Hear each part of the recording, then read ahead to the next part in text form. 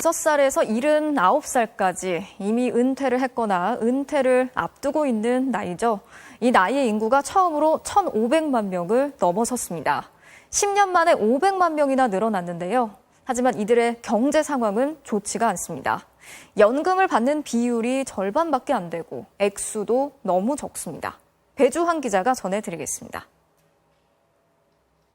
1943년부터 1967년까지 이 사이에 태어난 인구는 1,500만 명입니다. 만 55세에서 만 79세까지입니다. 직장에서는 은퇴를 앞뒀거나 이미 은퇴한 나이지만 절반은 지난 1년 동안 연금을 한 푼도 못 받았습니다. 연금을 받은 나머지 절반도 한 달 연금이 평균 69만 원에 불과했습니다. 올해 1인 가구 최저 생계비가 116만 원이니까 절반 조금 넘는 정도입니다. 150만 원 이상 받는 사람은 10명 중 1명에 불과했습니다. 지원 가는 건 그런 거고 연금 조금 나오는 거 있구나. 생활이 안 되니 일자리를 찾아 나섭니다. 일하고 있는 고령층은 877만 명, 고용률은 58%입니다. 둘 다 역대 최고입니다. 10명 중 7명은 계속 일하고 싶다고 답했습니다. 생활비에 보태고 싶어서가 가장 많았고 일하는 즐거움이 뒤를 이었습니다. 자식들한테 부담을 안 주려고 나하고 그냥 말해 솔직히 집에 살아야 되니까 한 안 보태줘. 이 사람들은 평균 73세까지 일하길 희망했지만 현실은 거리가 멉니다. 가장 오래 다닌 직장에서 그만둔 나이는 평균 49세. 사업 부진, 휴폐업, 권고사직이나 명예퇴직 등 10명 중 4명은 자기 뜻과 상관없이 그만뒀습니다.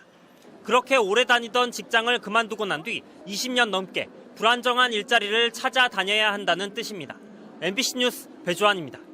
지난해 11월 기준 65세 이상 인구 비중이 16%를 넘었다는데요.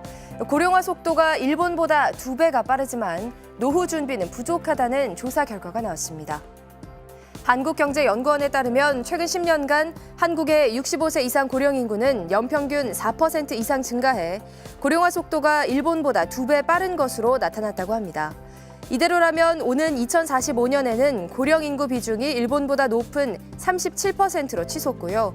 OECD 38개국 가운데 고령 인구 비중이 가장 높은 나라가 될 거라고 합니다. 문제는 고령화에 대비한 노후 준비가 부족하다는 점인데요. 고령층 가운데 공적 연금을 받는 비율은 약 84%로 95%인 일본보다 낮고요. 22% 수준인 사적연금 수령 비율 역시 일본보다 10%포인트 이상 낮은 것으로 조사됐습니다. 평균 연금 수령액도 일본보다 적었는데요.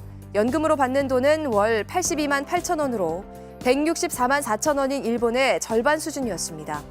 노후 대비를 하지 못한 고령층이 많을수록 노인 빈곤 문제가 심각해질 수 있다는 점에서 고령층의 일자리를 늘리는 등 고령화에 대비한 대책이 시급해 보입니다.